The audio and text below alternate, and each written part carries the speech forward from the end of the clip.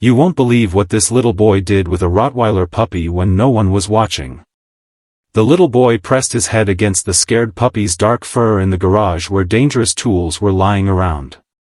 When his father looked at the security video hours later, he cried so much he couldn't speak. For 14 whole days, the Parker family had been trying to help their new rescue dog, Bruno, who was hiding in fear and wouldn't accept any love they offered. One day, their 3-year-old son, Ethan, went outside, even though his parents told him to stay away from the frightened animal.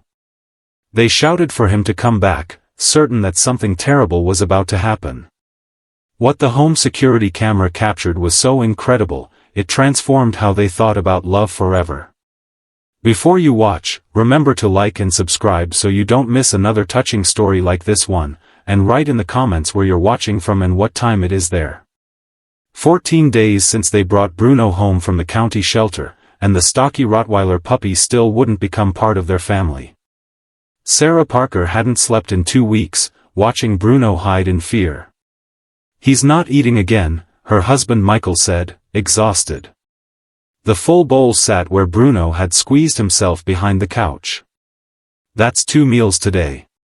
Their son, Ethan, sat on the floor, reaching out with a squeaky toy toward the corner where 2 frightened deep brown eyes stared from the darkness. "Come on, Bruno," Ethan said softly. The 8-week-old puppy's entire body trembled, his powerful black and tan coat shaking, his stubby tail pressed between his legs. "No, honey, leave him alone," Sarah said, too roughly, her exhaustion showing. "What if he reacts? He's a Rottweiler." "Michael, I just want to help him." "You're making it worse." The words escaped before Sarah could stop them. She watched her son's face crumble. "I'm sorry, honey." Michael sank onto the couch. "Maybe we should call the shelter. This isn't working." "You want to give up?" Sarah's voice cracked. "I'm being realistic. He's suffering. We're suffering. Rottweilers are supposed to be loyal and protective, but he won't even look at us. What if his fear turns into aggression?" The shelter had explained Bruno came from severe neglect, found in a basement, abandoned for days, nearly starved. They'd promised he would improve with time, but time was breaking them all. That night, she found Michael in the kitchen at 2 in the morning, staring at his phone with the shelter's number displayed. "I'll call them tomorrow," he said quietly. "It's not fair to anyone, especially Bruno. And honestly, I'm worried about Ethan's safety." Ethan appeared in the doorway, clutching his stuffed elephant. "Is Bruno leaving?" The question pierced Sarah's heart. "We're talking about what's best for everyone, sweetheart. But I love him." Ethan's voice was barely a whisper. "Sometimes love isn't enough, buddy," Michael said. The next morning felt different. Bruno had moved beneath the dining room table, still trembling. Michael had already called the shelter. They'd come that afternoon. "One more day," Sarah whispered to the puppy. Ethan spent the morning sitting near the table, his small hand palm up on the floor, offering kindness. Then Sarah heard the crash from the garage. Metal striking concrete, the garage door standing wide open. "Bruno!" Ethan's scream pierced the house. Sarah dropped her knife and ran. Through the window, she saw the dark, muscular figure disappearing into the garage. Her son was already running after him. "No, the tools." "Ethan, stop." The garage was filled with sharp tools and blades everywhere. Michael came from behind his truck, face pale. "Where is he, Sarah?" "If Bruno feels cornered," Ethan pointed to the corner where Bruno had wedged himself behind paint cans. Sharp objects surrounded them. "Ethan, get back inside now." Sarah's voice was harsh with panic, her mind racing with the worst-case scenarios. "Don't move fast," Michael warned, his voice tight with fear. "If he feels threatened," but Bruno was trembling violently, his eyes wide with terror. One paw lifted, ready to run. Right in front of him was a disassembled mower blade. "Everyone, stop," Sarah whispered. Then Ethan started walking forward. "Ethan, stop. He could hurt you without meaning to." But Michael's hand blocked Sarah. "Wait," he whispered, though his face showed pure terror. The 3-year-old moved with a calm that seemed impossible for his age. Not rushing, not grabbing, just walking forward with his small hands visible. Empty, not threatening. Bruno's trembling got worse. His back legs bunched, ready to run.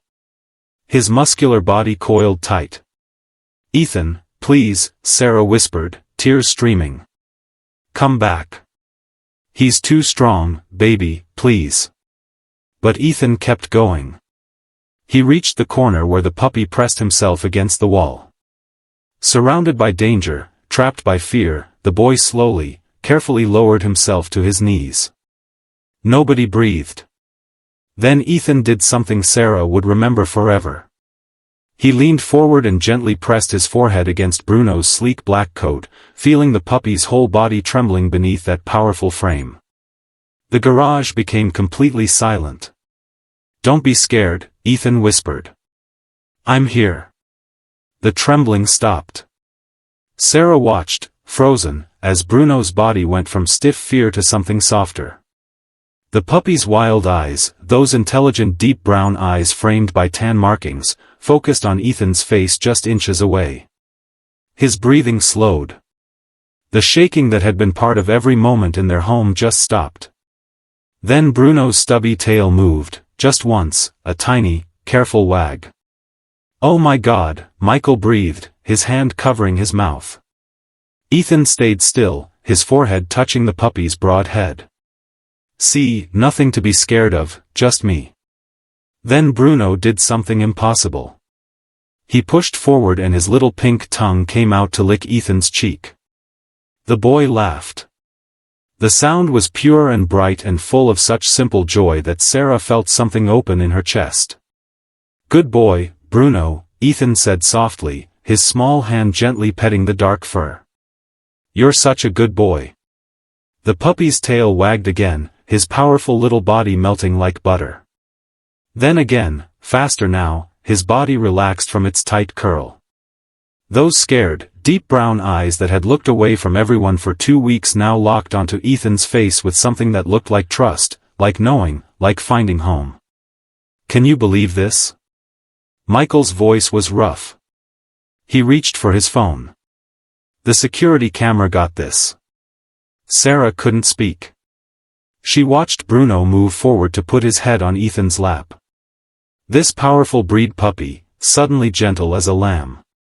The puppy's tail wagged without stopping, his whole stocky body wiggling the way dogs do when they're truly happy. "You were just scared," Ethan said softly, both little hands holding the puppy's broad face. "But I'm not scary. We're friends now." Bruno pushed closer, pressing against the little boy as if trying to become part of him. The trust was complete, instant, clear.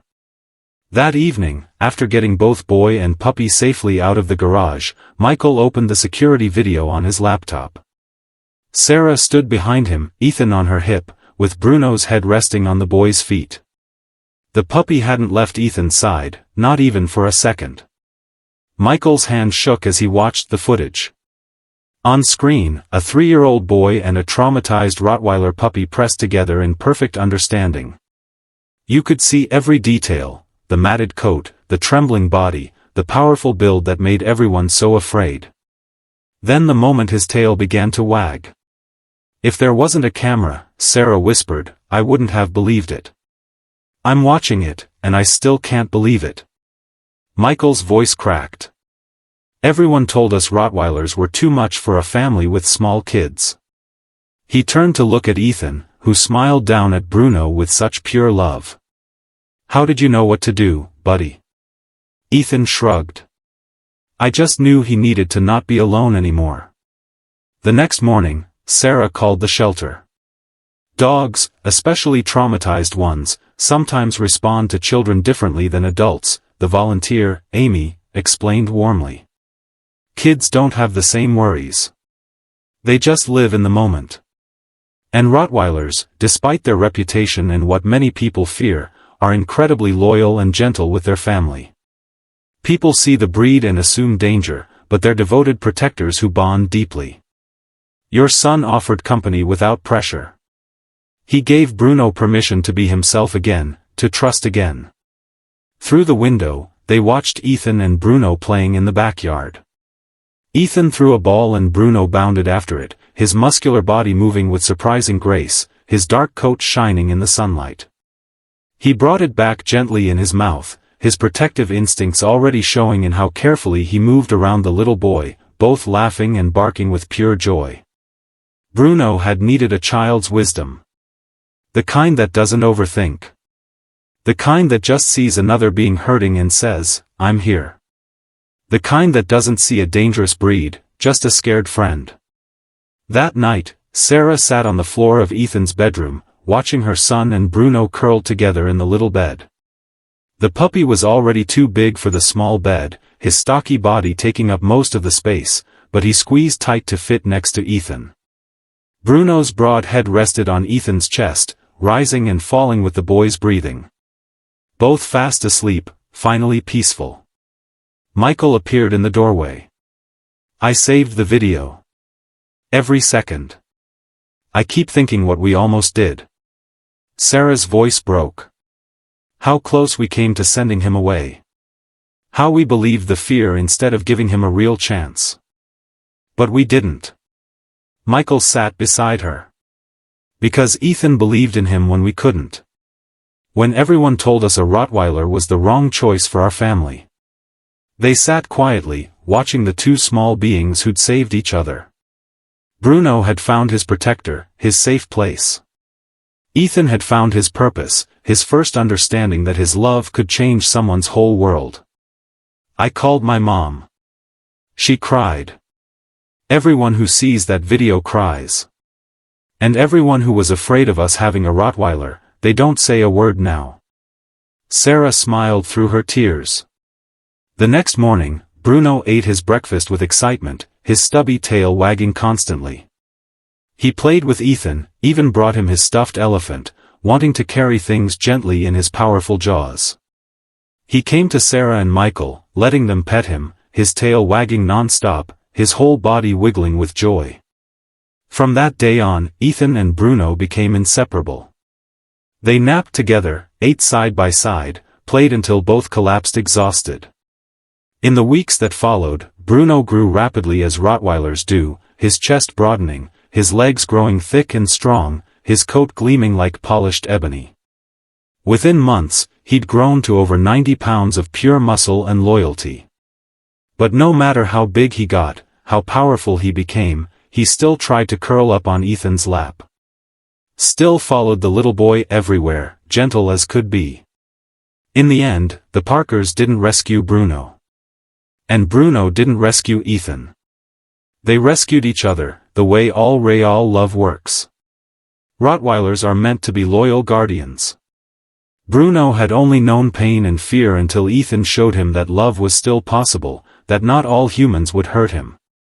The scared, traumatized puppy became the gentle giant that Rottweilers truly are beneath their powerful exterior, the loving protector everyone should know they can be.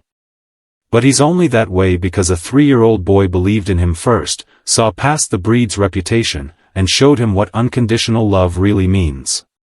Did you like this story? If you were in their shoes that morning, would you have given Bruno one more day? Yes or no? Let us know in the comments below. If you enjoyed the story, subscribe to this channel and leave a like. Thanks so much for watching.